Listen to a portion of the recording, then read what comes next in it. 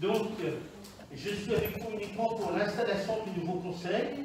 Après, je passerai la présidence au doyen d'âge qui est à ma droite, Henri Voisine, qui lui va organiser l'élection de la future maire.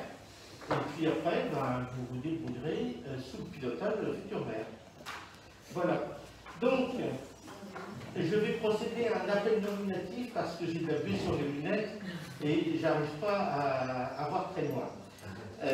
Donc, j'ai vu Corinne, j'ai vu Henri, j'ai vu Delphine, j'ai vu Didier, Françoise, David Echelard, Christine Perrault aussi, Jean-Marie Beaumont, je l'ai vu aussi, Virginie Clouzet est excusée, elle a donné pouvoir à qui? Henri Voisine.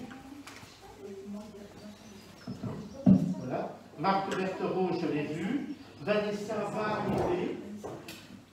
Elle a téléphoné, elle était en route. Thomas Gillet, je l'ai vu. Mélanie Catalo. Elle arrive, elle vient de m'envoyer un message. Elle arrive. Moi j'ai vu Vincent Smilly, normalement, Vincent David. Voilà. Dominique Lamour. Voilà. Virginie Vernou. Voilà. Vincent Brouard, je l'ai vu. Marie Humeau aussi. Vincent Dénéchaud aussi. Violette Mosler. Trop loin. C'est dans le brouillard. Désolé. Franck Maté, je l'ai vu. Christelle Brevet. Voilà. Mais vous, j'arrive pas à vous voir. David Vincent. Il n'est pas là, mais. Elle m'a envoyé un message. Shirley Chollet. Voilà. Ok. Sont invités les numéros 24 et 25 sur votre liste, c'est-à-dire Cédric Lalonde et Magali Demélé. Cédric était là depuis. Oui. Il a été chercher quelque chose. Voilà, reviens. Voilà. Je vous n'ai qu'invité et je vous rejoindrai au fond de la salle dès que j'aurai rempli mon office d'installation du conseil. Donc, je déclare le nouveau conseil de Saint-Lambert-la-Poterie installé. Je rappelle que le bulletin électoral qui a été choisi par une grande majorité des Lambertois a déclaré que c'était Corinne Grosset qui représenterait la commune au conseil d'Angégoire Métropole, c'est notre communauté urbaine, et Henri Voisine qui serait son suppléant. Les lois ont changé 3 fois déjà depuis 2014 en matière de titulaire et de suppléant au conseil d'ALR. Certains autour de cette table le savent. Je vais vous procéder à la lecture de la charte de l'élu local. Je pense que vous l'avez tous devant vous. Je pense que c'est utile de rappeler un certain nombre de règles. Donc, l'élu local exerce ses fonctions avec impartialité, diligence, dignité, probité et intégrité. Dans l'exercice de son mandat, l'élu local poursuit le seul intérêt général, à l'exclusion de tout intérêt qui lui soit personnel, directement ou indirectement, ou de tout autre intérêt particulier. L'élu local veille à prévenir ou à faire cesser immédiatement tout conflit d'intérêts lorsque ses intérêts personnels sont en cause dans les affaires soumises à l'organe délibérant dont il est membre. L'élu local s'engage à les faire connaître avant le débat et le vote. L'élu local s'engage à ne pas utiliser les ressources et les moyens mis à sa disposition pour l'exercice de son mandat ou de ses fonctions à d'autres fins. Dans l'exercice de ses fonctions, l'élu local s'abstient de prendre des mesures lui accordant un avantage personnel ou professionnel futur après la cessation de son mandat et de ses fonctions. L'élu local participe avec assiduité aux réunions de l'organe délibérant et des instances au sein desquelles il a été désigné.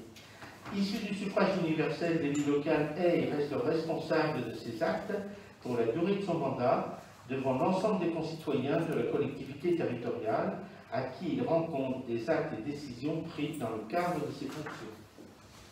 J'ajoute un article 8 uniquement pour les membres du CCAS, mais dont une partie sera élue par cette assemblée. Bienvenue, on est en train de lire la charte de l'élu local. Voilà.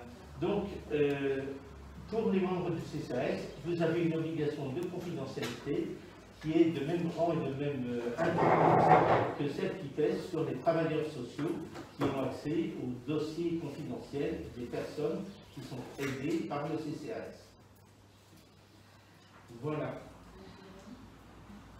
Donc, ce conseil est installé. Je vais me permettre une très brève intervention.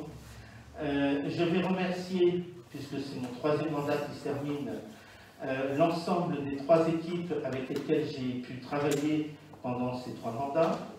Je vais remercier bien sûr tous les salariés de la commune, quelles que soient les missions qui leur ont été confiées, parce qu'il n'y a pas dans une commune, vous découvrirez, de missions de moindre ou de plus grande importance.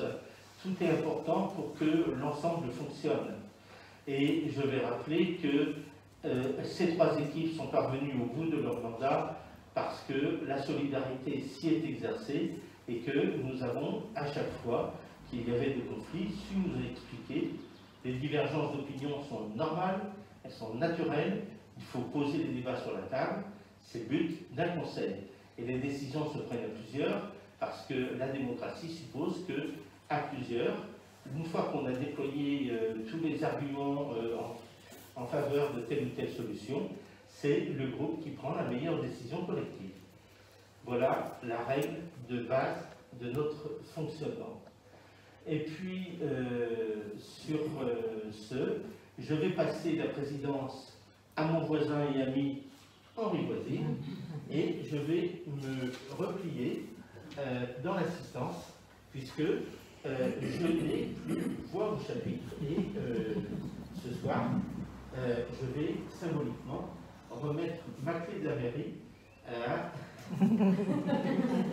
Alors, je vais la remettre à la DGS, voilà, je vais la chercher déjà, et je passe le micro donc, à Henri, qui en tant que doyen d'âge va présider la suite de cette séance.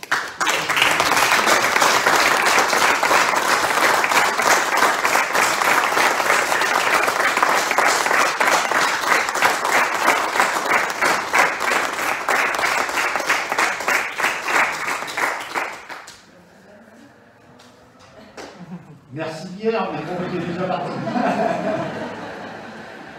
Donc, nous allons procéder à l'élection du maire, mais au préalable, je voudrais, si vous me le permettez, profiter de l'occasion qui m'est donnée pour tout d'abord vous féliciter tous et toutes pour votre élection. Celle-ci s'est déroulée dans un contexte particulier qui, a priori, ne s'était jamais rencontré dans notre pays au préalable. 2 mois se sont écoulés entre l'élection du Conseil et son installation. Il faut remercier Pierre d'avoir géré cette période en associant constamment Corinne aux décisions et remercier Corinne d'avoir régulièrement tenu la nouvelle équipe informée de la vie municipale. Ensuite, Pierre n'étant pas candidat à sa propre succession, je voudrais aussi plus largement remercier les 3 équipes qui se sont succédées depuis mars 2001, donc sous sa conduite, date de sa première élection, et tout particulièrement Pierre et Jean-Paul, lui aussi élu en 2001, pour leur investissement au service de la commune pendant plus de 19 ans.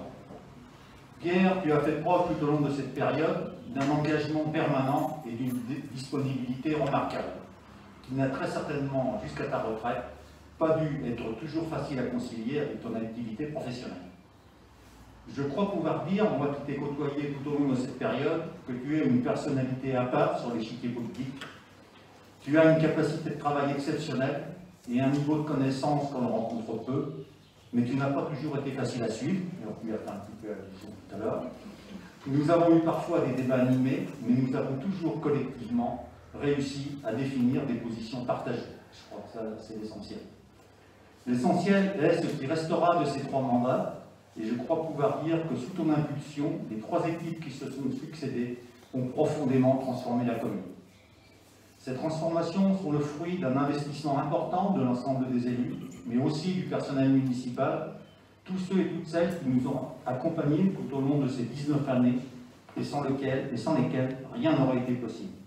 Dans ce domaine, nous avons connu pas mal de changements, mais je tiens à associer tous et toutes à notre reconnaissance pour leur investissement.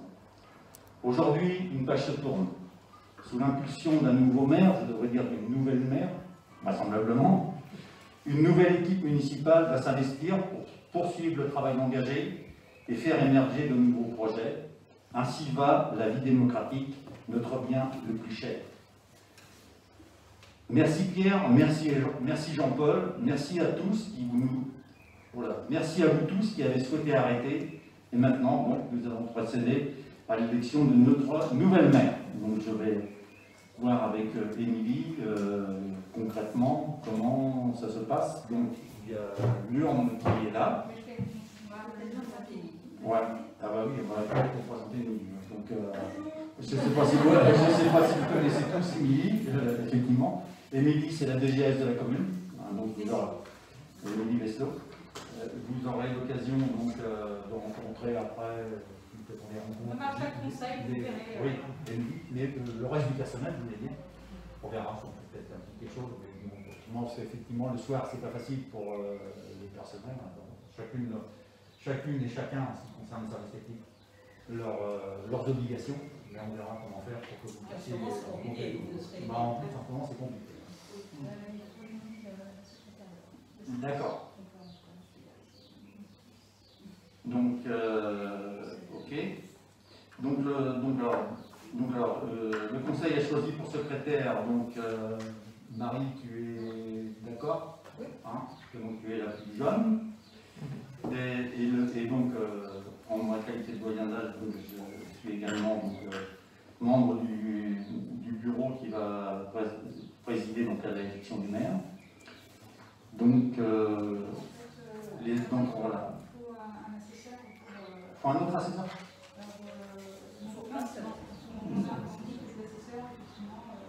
Oui, c'est ça. Ouais. Donc, je vous propose donc de valider le fait que ce soit Marie Humeau et moi-même qui soyons assesseurs pour comptabiliser les bulletins de vote qui ira en lieu. Et donc maintenant. Ah ouais, alors, il faut que je lise tout ça. J'avais dû considérer avant, je n'en ai pas fait. Voilà. Donc, les articles du Code général des collectivités locales qui président donc à l'élection du maire sont donc codifiés sous les articles L21, 23, 21. Donc, je vais vous les lire. Lorsque le conseil municipal est renouvelé, la délibération fixant les indemnités de ses membres en application de la présente sous-section intervient dans les 3 mois. Vous dites ça à ce moment-là? Ah bon. Tous les 3 mois suivant son installation. Dans les communes de moins de 1000 habitants, sous réserve de l'application du 2 et 3 de l'article L21-23-20, la France est prête à codifier, et sans préjudice de l'application de l'article L2123-22, l'indemnité allouée au maire est fixée au taux maximal prévu par l'article 21-23-23, sauf si le conseil municipal en décide autrement. Sauf décision contraire des membres de la délégation spéciale, les présidents et membres des délégations spéciales fixent, les présidents et membres des délégations spéciales faisant fonction d'adjoints reçoivent l'indemnité fixée par délibération du conseil municipal pour les maires et les adjoints. Donc nous aurons une délibération tout à l'heure sur ça, surtout qu'on dit ça à ce moment-là, mais c'est comme ça. Donc nous aurons une délibération tout à l'heure sur les indemnités, il faut d'abord procéder à l'élection du maire. Toute délibération du conseil municipal concernant les indemnités de fonction d'un ou plusieurs de ses membres est accompagnée d'un tableau annexe récapitulant l'ensemble des indemnités allouées aux membres du conseil municipal. Ensuite, le conseil, alors ça c'est l'article 21, oui je vous ai pas dans l'article, ça c'était pas très cohérent. On peut regarder bien ça quand même. Voilà c'est ça, donc c'est bon maintenant. Donc l'article 21-22-4, le conseil municipal élit le maire et les adjoints parmi ses membres au scrutin secret. Nul ne peut être élu maire s'il n'est âgé de 18 ans révolu. Donc, en l'occurrence, tout le monde a 18 ans. Les fonctions de maire sont incompatibles avec l'exercice d'une des fonctions électives suivantes: président d'un conseil régional, président d'un conseil départemental. Parce que si on avait un président de conseil général ou un président de conseil départemental dans l'Assemblée, ça se saurait. Les fonctions de maire sont également incompatibles avec celles de membre de la Commission européenne, membre de directoire de la Banque centrale européenne ou membre du Conseil de la politique monétaire de la Banque de France. N'en est pas non plus. Tout maire exerçant une fonction le plaçant dans une situation d'incompatibilité prévue par les 2e et 3e alinéas cesse de ce fait même d'exercer ses fonctions de maire en cas de contestation. L'incompatibilité prend effet à compter de la date à laquelle la décision juridictionnelle confirmant l'élection devient définitive. Voilà. Les agents des administrations ayant à connaître de la comptabilité communale, de l'assiette du recouvrement et du contrôle de tout impôt et taxe ne peuvent être maires ou adjoints, ni en exercer même temporairement les fonctions. Donc toutes les communes qui, dans leur département de résidence administrative, sont situées dans le ressort de leur service d'affectation. Donc nous n'avons pas non plus cette catégorie de personnes. Les mêmes incompatibilités. La même incompatibilité est opposable à toutes les communes du département où ils sont affectés au comptable supérieur du Trésor et au chef de service départementaux des administrations mentionnées au premier alinéa. Il est également opposable dans toutes les communes de la région et les régions où ils sont affectés aux directeurs régionaux des finances publiques et aux chefs de services régionaux des administrations mentionnées au premier alinéa. Toutes ces incompatibilités ayant été rappelées, il reste à vous préciser que le maire est élu au scrutin secret et à la majorité absolue. Si après 2 tours de scrutin, aucun candidat n'a obtenu la majorité absolue, il est procédé à un 3e tour de scrutin à l'élection a lieu à la majorité relative. En cas d'égalité de suffrage, le plus âgé est déclaré élu. Voilà, donc j'ai lu tout ce que je devais lire, c'est un peu comme dans un mariage, pour dire ceux qui nous engagent. Et maintenant, il me reste à demander s'il y a un candidat donc, dans notre assemblée pour exercer les fonctions et assumer les fonctions de maire. Voilà, bon, Corinne, c'est pas un grand secret. Donc, Corinne déclare être candidate. Donc, il nous reste à procéder donc, à l'élection par vote à bulletin secret. Lui en étant derrière moi, chacun. Alors les bulletins sont où Sur les tables. Les bulletins sont sur les tables avec les enveloppes. D'accord. Et donc chacun écrit le nom donc qu'il veut. Il y a un seul candidat déclaré, c'est Corinne. Donc, et une fois qu'il aura écrit son bulletin, il viendra le mettre dans l'urne. Les uns derrière les autres, en respectant les distances. Ah bon, c'est ça. Donc c'est Corinne, c'est Émilie qui va se déplacer avec toi.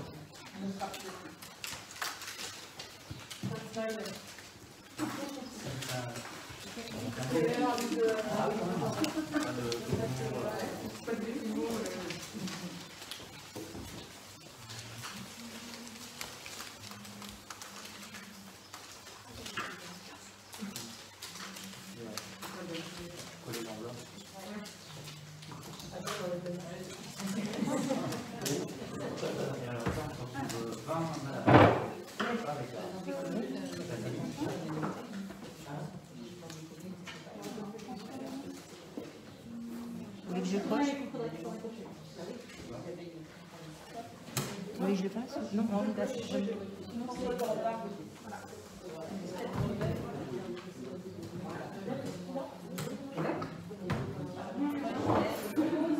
On va mettre sur roulette.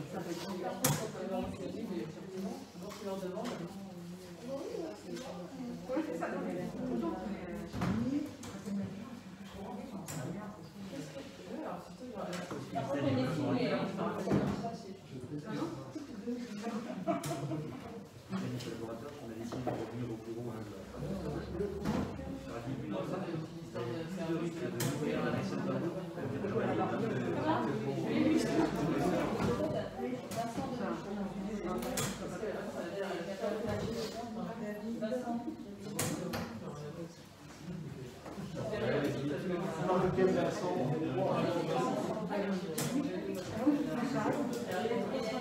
Celui qui a l'autre bout de l'air.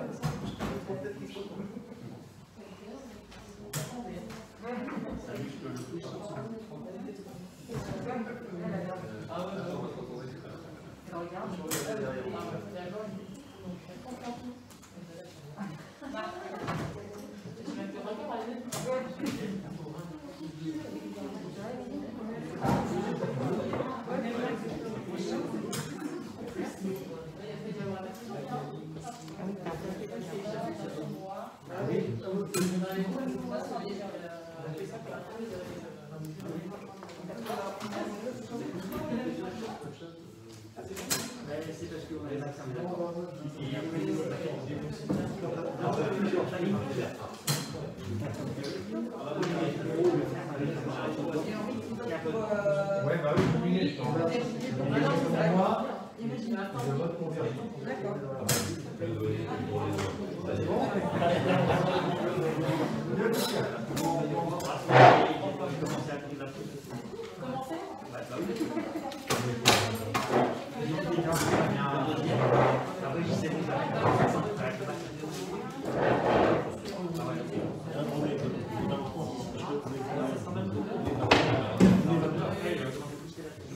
Donc, nous allons procéder au défilement. Corinne au conseil. Corinne au conseil.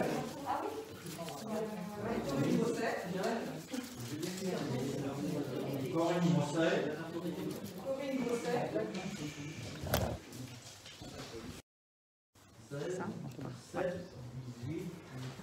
Merci. 20, 21, 22, 23. Voilà.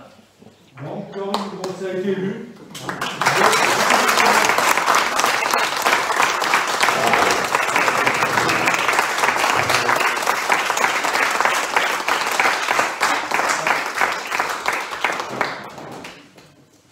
C'est le bleu du côté du clou.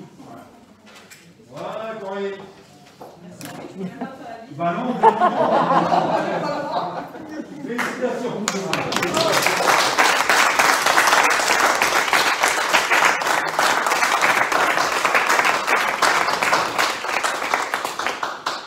C'est concret, Ah, ça y est, maintenant, ça y est. Alors maintenant, bah, je te passe la parole. C'est toi qui prends le relais. Merci Voilà. Henri. Voilà. Merci Corinne. Et puis... J'ai le droit électronique, bien sûr. Je joue un peu à ma mère masquée ce soir. Je vais peut-être l'enlever. Juste quand ça me gêne un peu. Je vais en remettre un autre parce que ça paraît dessus. Ce sont les masques d'ALM. Non, j'ai toujours le mien. Ça marche quand même. Donc bah, moi aussi j'ai préparé quelque chose quand même. Il fallait. Donc mesdames et messieurs les conseillers, monsieur Verneau en tant qu'ex-maire, voilà, c'est officiel maintenant. Madame la directrice générale des services, mesdames les représentantes de la presse, l'émotion que je ressens, c'est une émotion collective, car nous vivons un moment fort, un moment singulier. Le Covid-19 nous impose tant de choses et nous prive de beaucoup d'autres, comme celui de partager ce moment avec tous les Lambertois ou avec nos familles, grande absente de cette soirée. Je remercie les Lambertois qui se sont déplacés le 15 mars dernier, malgré les conditions. Nous savons que le taux de participation à cette élection n'est pas représentatif de ce qu'il est habituellement. Il est donc, on espère que plus aucune élection se passera dans ces conditions. C'est pas très démocratique, dirons. Mais je tiens quand même à tous vous féliciter. Vous avez été élus, bien élus, il n'y a aucun problème là-dessus. Et je vous remercie surtout pour votre patience. On a un petit peu eu le temps de savourer la victoire, c'était quand même un peu long. Je n'oublie pas Magali qui n'est pas là ce soir, et Cédric Lalonde, qui ont été élus mais qui ne siégeront pas pour l'instant. Nous tous autour de cette table, nous devons garder à l'esprit que nos habitants nous confient l'avenir de Saint-Lambert. C'est une lourde responsabilité, mais une responsabilité exaltante. C'est aussi une responsabilité qui impose une certaine humilité. Nous nous inscrivons dans une continuité, et dans l'intérêt général. Nous apporterons notre pierre à l'édifice, comme d'autres l'ont fait avant nous et comme d'autres le feront après. Justement, à propos de Pierre, je voudrais vous dire quelques mots pour Pierre, mais qui est maire depuis 2001, comme l'a rappelé Henri. Donc après 19 ans et 2 mois et demi, t'as dit 2 mois, j'ai dit 2 mois et demi, de dévouement sans faille au service de notre commune, Pierre, tu aurais mérité une fin de mandat plus paisible. Avec les 3 conseils successifs, tu as fait de Saint-Lambert une commune où il fait bon vivre, une commune attractive, une commune agréable. À tes côtés, nous avons beaucoup appris. Il faut dire que ce n'est pas difficile, car tu es un geyser de connaissances. Ta mémoire est impressionnante, ton analyse en toute situation est vive et juste. Les élus présents à tes côtés n'ont pas démérité. Les débats ont parfois été houleux, mais toujours constructifs. Je salue à cette occasion le travail accompli par les conseillers municipaux successifs. Jean-Paul Gallo, ici présent, adjoint aux affaires scolaires puis conseiller délégué à la jeunesse, a accompli ses 3 mandats, ainsi qu'Henri Voisine, adjoint à l'urbanisme. Messieurs, votre investissement, votre expérience et votre expertise ont été très bénéfiques pour Saint-Lambert. Merci à Henri qui reste à nos côtés dans une optique de transmission et de savoir. Transmission de son savoir, comme tu veux. Pierre, Jean-Paul et l'ensemble des élus sortants, nous savons que vous continuerez à suivre et à veiller sur notre action. Je suis persuadée que vous trouverez des occupations tout aussi passionnantes et trépidantes. Les Lambertois, au travers de nous, vous remercient chaleureusement. Et je souhaite qu'on les applaudisse encore une fois.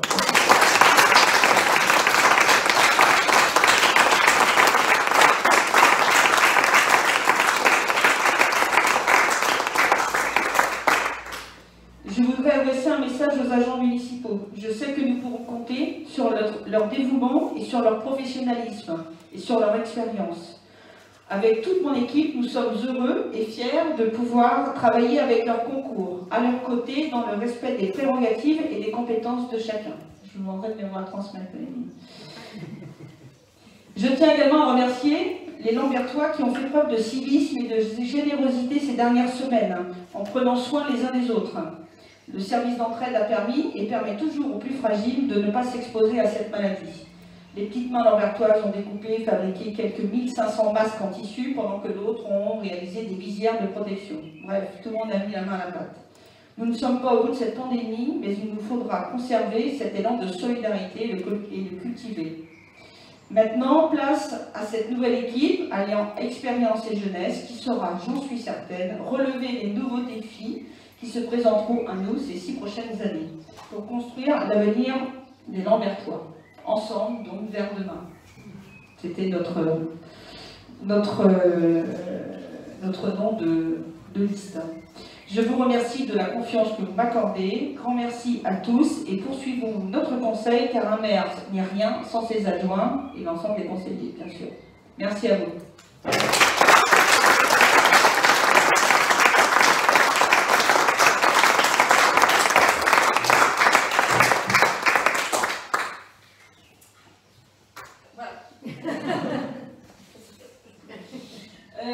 Donc, nous passons à la deuxième délibération de la soirée pour la fixation du nombre des adjoints. Donc, selon l'article L2122-1 et L2122-2 du Code général des collectivités territoriales, permettant aux conseillers municipaux de déterminer librement le nombre des adjoints au maire sans que ce nombre puisse dépasser 30% des effectifs de l'effectif légal du conseil municipal. Considérant que l'effectif légal du conseil municipal de Saint-Lambert étant de 23 sièges, le nombre d'adjoints au maire ne peut dépasser 6. Donc je vous propose d'accepter cette proposition de 6 adjoints pour notre conseil. Donc je mets au vois, quand elle en est. Qui est pour cette délibération?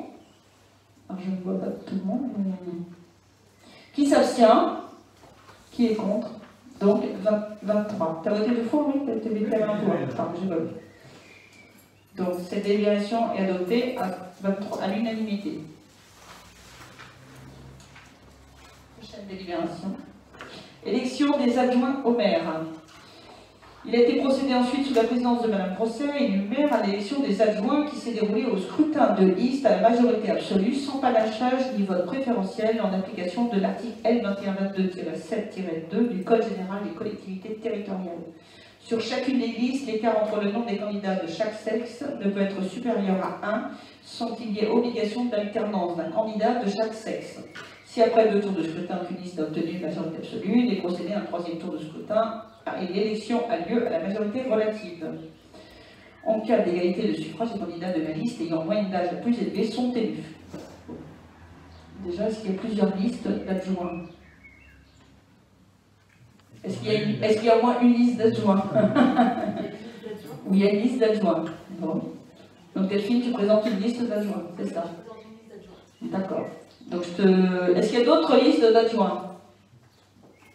Donc, nous allons pouvoir procéder au vote des adjoints. Donc, Delphine, vous distribuez ces listes.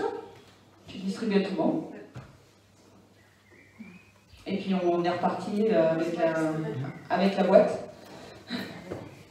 Émilie va venir vous voir. Donc, on vous laisse... Voilà, on vote. Donc, bulletin secret, encore une fois. On fait des choses avec.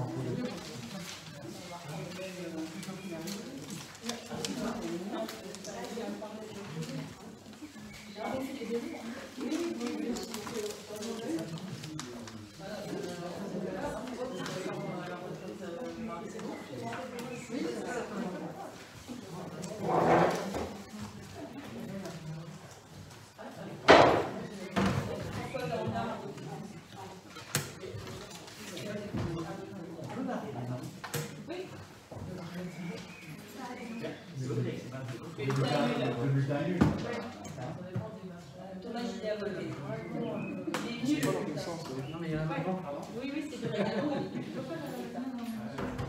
C'est extra complexe. Merci.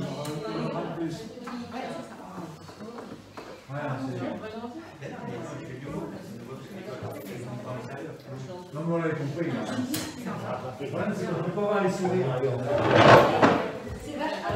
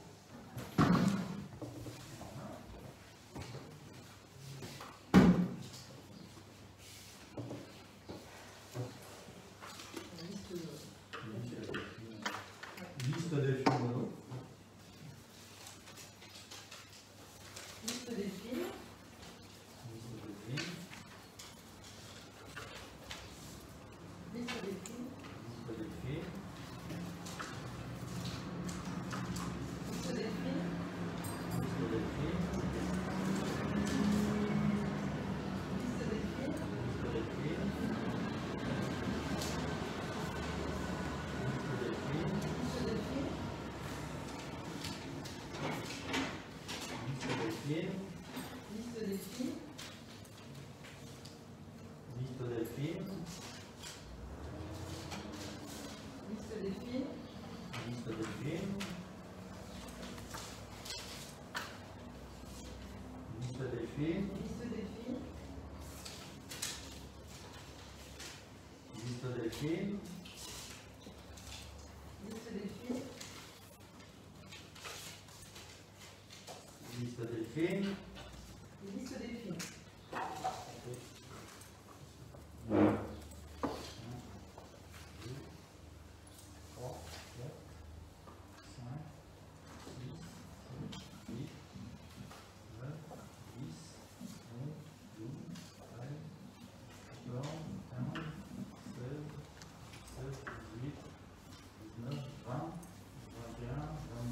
23.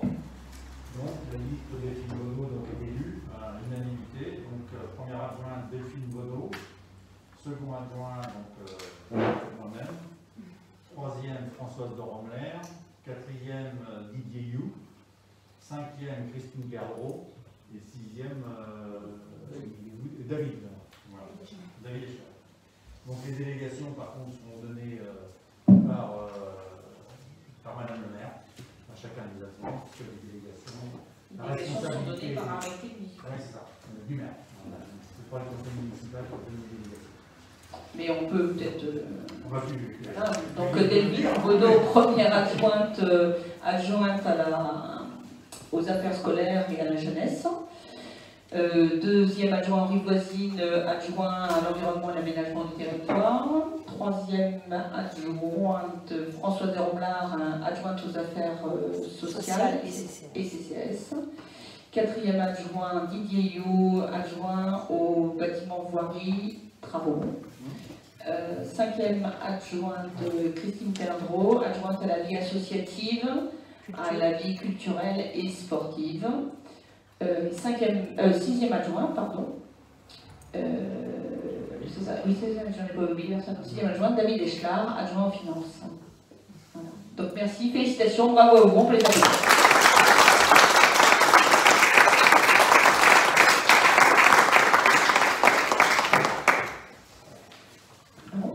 Alors, nous allons maintenant fixer le nombre de conseillers délégués. Afin de couvrir un peu tous les champs d'action de la mairie, on a besoin aussi, et c'est une souplesse qu'on s'accorde, de prendre des conseillers délégués qui auront en charge une mission. Donc, nous avons, donc leur délégation sera définie par arrêté du maire également. Et je vous propose de créer 4 postes de conseillers délégués. Donc, je vais vous demander de bien vouloir accepter, enfin, de savoir si vous êtes d'accord pour qu'on crée 4 postes de conseillers délégués. Donc, je mets aux voix. Est-ce qu'il y a des questions? Non, il n'y a pas de questions. Il y a des questions, peut-être? Vous me dites, vous m'arrêtez parce que donc, je mets aux voix. Qui est pour la création de 4 postes de conseillers délégués? Qui est contre et qui s'abstient? Voilà, donc 23. 23 pour.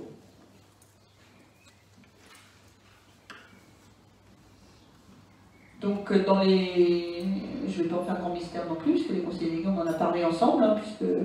Donc nous avons Thomas Gilet qui sera conseiller délégué à la jeunesse et au CME, donc, qui fonctionnera avec Delphine, régulièrement avec Delphine. Marc Berthereau qui sera conseiller délégué à l'urbanisme, plutôt l'urbanisme de projet. C'est dans notre idée de transmission, de savoir et de compétences, de relais, de passage de relais. Voilà, c'est dans cet objectif-là que nous avons voulu ce poste. Nous avons Dominique Lamour qui sera conseiller délégué aux espaces verts. Donc il sera souvent en contact avec Didier. Et Jean-Marie Beaumont qui sera conseiller délégué à la communication et je vais dire aux relations extérieures, donc relations habitants-mairie, entreprise-mairie. Donc leurs délégations seront réalisées, précisées, voilà, par arrêté du maire. Donc maintenant, nous allons passer à la fixation des indemnités. Est-ce que toute personne a le tableau là? Non. Non. Non. Non, on va pas le projeter. Donc, fixation des indemnités du maire, des adjoints et des conseillers délégués. Donc, je vous donne lecture au conseil municipal des dispositions relatives au calcul des indemnités de fonction des maires et adjoints issues des articles L2123-20-1 et suivants du Code général des collectivités. C'est le CGCT. Hein. Là, on dit le Code général des collectivités territoriales, mais on CGCT. Elle rappelle que le conseil municipal, et je rappelle, pardon, parce que elle, c'est moi, pardon. Je ne veux pas la troisième personne de moi encore, dépendamment lui. Je rappelle que le conseil municipal doit se prononcer sur un taux pouvant être différent pour le maire et chacun des adjoints, applicable à une valeur maximale variant selon la population de la commune. Considérant que la commune compte actuellement une population municipale totale de 2872 habitants, décide des indemnités listées ci-dessous seront versées, c'est dommage pour nous, ça va peut-être falloir qu'on le projette quand même, seront versées à compter du 25 mai 2020, les indemnités du maire L2123-23, des adjoints, j'ai oublié le truc, les indemnités du maire L2123-23, des adjoints L2123-24 et des conseillers délégués 2123-24-1-3 sont calculés par référence aux barèmes fixés aux articles du Code général des collectivités territoriales pour la strate de population correspondant à celle de la commune, voilà, par rapport à la strate de notre commune. Sachant qu'elles ont été revalorisées là, pour ce nouveau mandat, puisqu'il y a eu, suite au grand débat l'année dernière et à la présence de notre président auprès des maires, et pour faire baisser un peu la tension chez les maires, il a été décidé d'augmenter les indemnités des maires. Donc, ouais, c'est parfait, c'est pas grave. Vous voulez qu'on appuie sur le bouton? Non, je sais, je suis bien. Donc en fait, on va vous diffuser le tableau. Il y a une indemnité maximum qui prévaut pour le maire et pour les adjoints. Une indemnité, on ne peut pas aller au-delà, évidemment, c'est le maximum, mais par contre, on peut la mettre, enfin, elle peut être inférieure, ce qui permet de dégager aussi, soit de ne pas tout verser, et puis là, comme nous attribuons 4 postes de conseillers délégués, ça permettra de défrayer les conseillers délégués pour les missions qu'ils accomplissent pour la commune.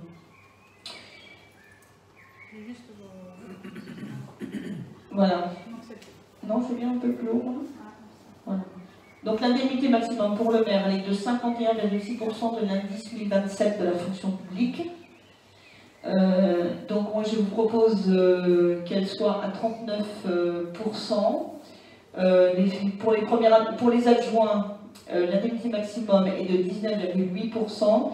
Je vous propose qu'elle soit à 16,5%. Et ce qui permettra pour les conseillers délégués, il y en a un autre en dessous, de pouvoir voter une indemnité de 8% de l'indice 1027. Par rapport au précédent mandat, c'est une augmentation de 10% à peu près sur les indemnités. Il avait été voté que l'indemnité maximum elle est augmentée de 30% pour les maires et 20% pour les adjoints. Donc nous, avec ce système de calcul, ça permet de répartir un peu différemment. Donc voilà, c'est sur ce tableau que... Alors s'il y a des questions, j'espère que je pourrai y répondre. S'il y a des questions, allez-y. Si quelqu'un a des questions. Bon, ben je vous demande de... On va voter. Donc, je vais quand même rappeler que ces indemnités subiront automatiquement, immédiatement, les majorations correspondant à l'indice brut terminal de l'échelle indiciaire de la fonction publique. Les crédits nécessaires sont inscrits au compte 6531 du budget primitif 2020. Donc, le conseil, après, va délibérer, on va voter. Donc, qui est pour cette répartition des indemnités? Qui s'abstient, pardon? Qui vote contre? Bien, regardez ses amis. La voté contre? La voté contre.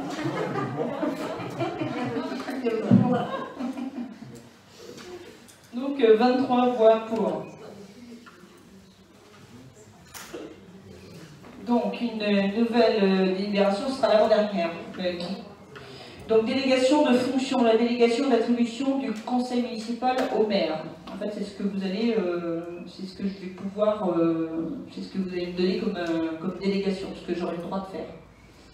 Et puis, ce que je fais, je vous en rendrai compte à chaque conseil. Tu as le droit de faire au nom du conseil. Au nom du conseil, bien sûr. Au nom du conseil. Le reste, non. Moi, tu as plein de droits. Ah oui, oui, j'espère. Alors, vu l'article 21-22-2 du Code général des collectivités territoriales, permettant au conseil municipal de déléguer au maire un certain nombre de ses compétences, considérant l'utilité de ces délégations pour gérer plus efficacement et plus rapidement les affaires communales et éviter la surcharge des ordres du jour des séances de conseil municipal. Le conseil municipal, après en avoir délibéré, décide de déléguer à Madame la maire, pour la durée du mandat, les pouvoirs suivants. Arrêter et modifier l'affectation des propriétés communales utilisées par les services publics municipaux et procéder à tous les actes de délimitation des propriétés communales. Donc c'est ce qui concerne le bornage des propriétés. Article 2, deuxièmement, fixer les tarifs des droits de voirie, de stationnement. On n'a pas encore de tarifs de stationnement. Ça ne viendra pas non plus sur ce mandat-là, on va attendre un peu encore, je pense. Le dépôt temporaire sur les voies et autres lieux publics. Et d'une manière générale, les droits prévus au profit de la commune qui n'ont pas un caractère fiscal. Ces droits et tarifs pouvant, le cas échéant, faire l'objet des modulations résultant de l'utilisation de procédures dématérialisées. Le tarif de la photocopie rentre dans cette mesure-là. Par exemple, un exemple. J'espère que j'ai... Oui, c'est ça. Procéder, troisièmement, procéder, après avis conforme de la Commission des finances, à la réalisation des emprunts destinés au financement des investissements prévus par le budget et aux opérations financières utiles à la gestion des emprunts, y compris les opérations de couverture des risques de taux et de change, ainsi que de prendre des décisions mentionnées au 3 de l'article L 1618-2 et à l'article L 2122-5-1 sous réserve des dispositions de ce même article et de passer à cet effet les actes nécessaires. Donc ça c'est sous le contrôle de la Commission des finances. Quatrièmement, prendre toute décision concernant la préparation, la passation, l'exécution et le règlement des marchés et des accords cadres, ainsi que toute décision concernant leur avenant lorsque les crédits sont inscrits au budget. Cinquièmement, décider de la conclusion et de la révision du louage de choses pour une durée n'excédant pas ces 9 ans. Sixièmement, passer les contrats d'assurance et accepter les indemnités de sinistre y afférentes. Septièmement, créer, modifier ou supprimer les régies comptables nécessaires au fonctionnement des services municipaux. Huitièmement, prononcer la délivrance et la reprise des concessions dans les cimetières. Neuvièmement, accepter les dons, les legs, qui ne sont ni grevés des conditions ni de charge. Dixièmement, décider l'aliénation de gré de biens mobiliers jusqu'à 4000, je crois que c'est 4006, je crois que c'est 4006, non pas 4000, 4600 €. Fixer les rémunérations et régler les frais et honoraires des avocats, notaires, huissiers de justice et experts. Fixer dans les limites de l'estimation du domaine le montant des offres de la commune à notifier aux expropriés et répondre à leurs demandes. 13e, décider à la création de classes dans les établissements d'enseignement. 14e, fixer les reprises d'alignement en application du document d'urbanisme. 15e, exercer au nom de la commune les droits de préemption définis par le Code de l'urbanisme, que la commune en soit titulaire ou délégataire, déléguer l'exercice de ces droits à l'occasion de l'aliénation d'un bien selon les dispositions prévues à l'article L 211-2 et au premier alinéa de l'article L 213-3 de ce même code. Intenter au nom de la commune des actions en justice ou défendre la commune dans les actions intentées contre elle et transiger avec les tiers dans la limite de 1 000 €. Régler les conséquences dommageables des accidents dans lesquels sont impliqués c'est le 17e, pardon. Régler les conséquences dommageables des accidents dans lesquels sont impliqués les véhicules municipaux dans la limite de 7 600 €. 18e, donner en application de l'article L 324-1 du Code de l'urbanisme l'avis de la commune préalablement aux opérations menées par un établissement public foncier local. 19e, signer la convention prévue par l'avant-dernier alinéa de l'article L311-4 du Code de l'urbanisme, précisant les conditions dans lesquelles un constructeur pratique au coût d'équipement d'une ZAC signer la convention prévue par le 3e alinéa de l'article L332-11-2 du même code, dans sa rédaction antérieure à la loi N 2014-1655 du 29 décembre 2014 de finances rectificatives pour 2014. Vous arrivez toujours dessus, précisant les conditions dans lesquelles un propriétaire peut verser la participation pour voirie et réseau. 20e, réaliser les lignes de trésorerie sur la base d'un montant maximum de 2 500 000 euros.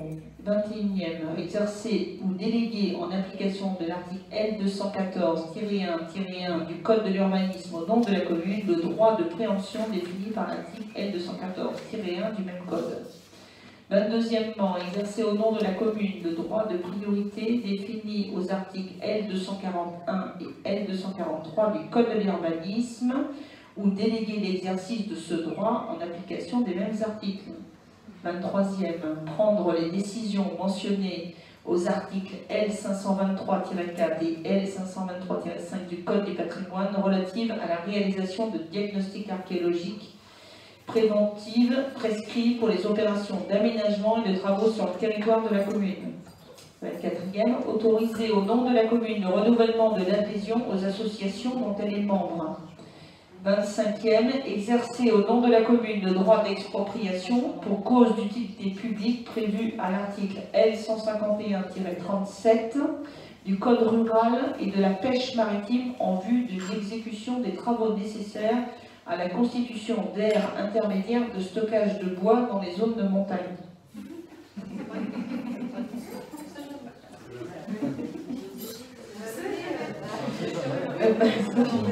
26e, demander à tout organisme financeur l'attribution de subventions.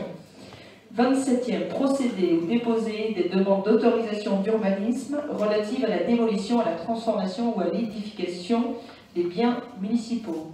28e, exercer au nom de la commune le droit prévu au premier de l'article 10 de la loi 75-1351 du 31 décembre 1975 relative à la protection des occupants de locaux à usage d'habitation. Et 29e et dernier, ouvrir et organiser la participation du public par voie électronique prévue au premier de l'article L123-19 du Code de l'environnement.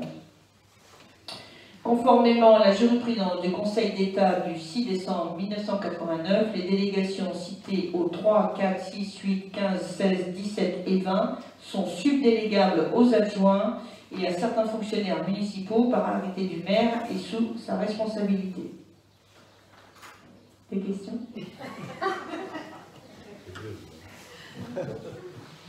Donc s'il n'y a pas de questions, je vais au point. Qui vote pour déléguer toutes ces missions au maire? Qui s'abstient? Qui vote contre? Merci. Et pour la dernière délibération, je vais passer la parole à David. En fait, on est obligé de passer une décision modificative au niveau du budget. Donc, tu veux le micro, tu fais comme ça. Bon, comme ça va aller. Oui, enfin, Moi, je ne mettrai pas adjoint en finance, parce que pour l'instant, il n'est pas adjoint en finance, il est adjoint. Ah, à toi. Il a pas son D'accord. Donc, M. David Etchlar, adjoint, expose. Voilà. Donc la commune a acquis des terrains auprès de monsieur, madame, et en a rétrocédé d'autres en contrepartie pour information de la délibération D2109-90. Cette opération a été prévue comptablement comme une acquisition-vente de parcelles avec un budget dans les chapitres correspondants. Cependant, il s'agit d'une opération d'échange de parcelles et de ce fait, cela engendre des opérations d'ordre budgétaire. Pour pouvoir réaliser ces opérations, il faut donc ajouter les crédits nécessaires au chapitre 40-42 dans les différentes sections. Alors, ça a quelques implications en fait sur les recettes et les dépenses de recettes, de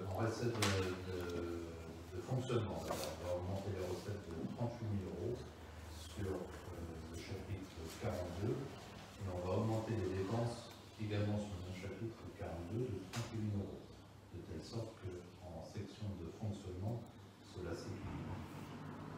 En investissement, on va augmenter les recettes sur le chapitre 040 de 38 000 € et on va augmenter les dépenses également de 38 000 €. Et également, la section d'investissement se trouve équilibrée. Les modifications se sont avérées nécessaires afin de transférer à la section d'investissement les crédits prévus pour les échanges de parcelles déjà actés et ajouter au fonctionnement et en investissement les crédits nécessaires pour l'opération. Voilà. Il n'y a pas de... Voilà, donc en fait, ça permet de pouvoir régler ce que l'on doit à monsieur et madame Lannes. Le problème, on a signé il y a déjà quelques temps. On croyait avoir. Enfin, on a l'argent dans le budget, mais on n'était pas dans la bonne ligne. Parce qu'on a voulu faire simple, en se disant, donc, on fait de la compensation puisqu'il y a un échange. Sauf que budgétairement, c'est plus compliqué que si on avait payé ce qu'on achetait et qu'eux, ils nous payaient ce qu'on. Donc, du coup, il faut repasser cette délibération. Du coup, on est obligé de modifier le budget. Et du coup, il ne faut toujours pas payer. Voilà. Donc en fait, c'est pour ça qu'on l'a pas ce soir, puisqu'ils auraient déjà dû recevoir avec. Comme on a tardé dans les conseils, le plus tôt sera mieux pour eux, pour garder de bonnes relations avec monsieur et madame Lannes. Donc je mets aux voix. Est-ce qu'il y a des questions là-bas?